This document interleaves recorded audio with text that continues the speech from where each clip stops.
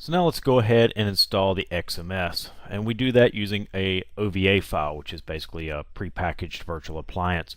I've already got my VMware vCenter VI client loaded, so we'll go to File, Deploy OVF, and I've already downloaded this file here from the EMC site. So it's VXMS master and the version 22 Rev3.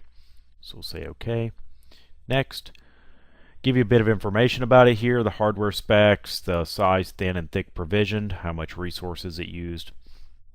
And then you can give it a name if you want to. I'll just leave it default. And I'm going to put it in the right folder and in the right resource pool and on the right data store for the lab. You can also set here thin or thick provisioned. This data store is NFS, so it's thin only. So I don't get an option, but you can. No real harm doing thin provision with this. Put it on the right network segment. In there. And make sure everything looks good. And then I'll power on. So we'll go ahead and get this deployed. And then we'll go ahead and boot it. And we'll take a look at configuration. Configuration on this is pretty simple. It's also very similar to what you just saw in that we're going to assign it an IP address basically, and then we'll use that to push out the software for the controllers within the XBricks. So we'll let this finish and then we'll watch it boot.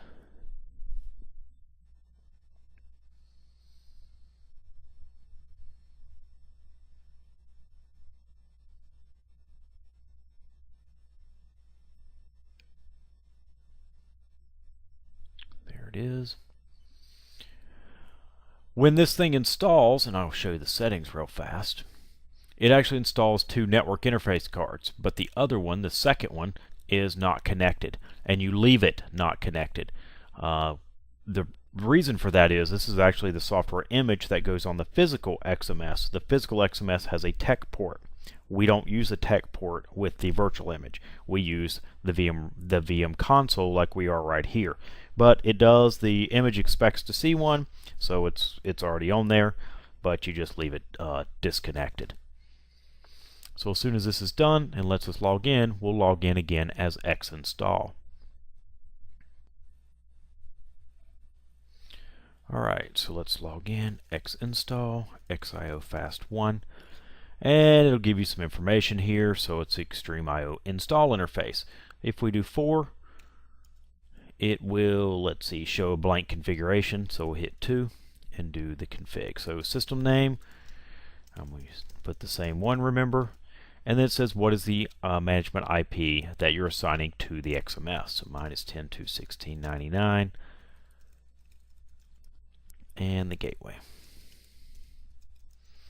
It'll check and confirm, and then it'll ask if you want to proceed. We'll say yes. Let's see.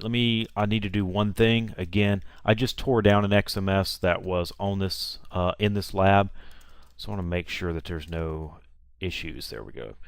I want to make sure I've done this before when I'm demoing this for people, and there's still stale ARP entries in the switches, and all of a sudden I can't get to this thing until I refresh those, and by pinging from the box, it notifies the switches that my MAC address may have changed. So exit.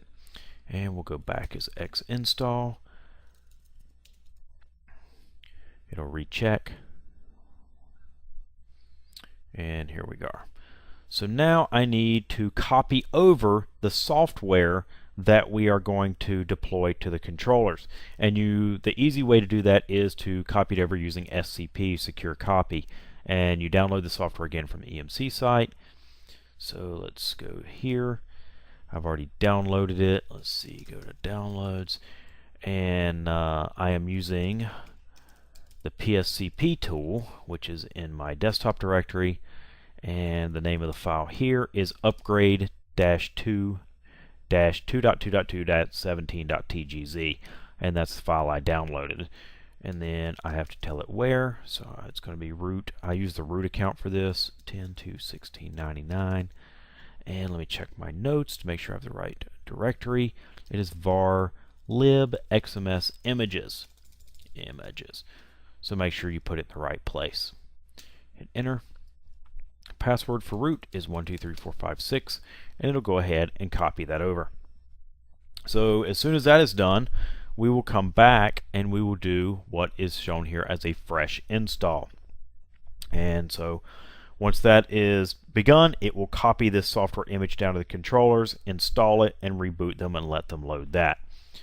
So we'll just give this one more minute here and it should finish.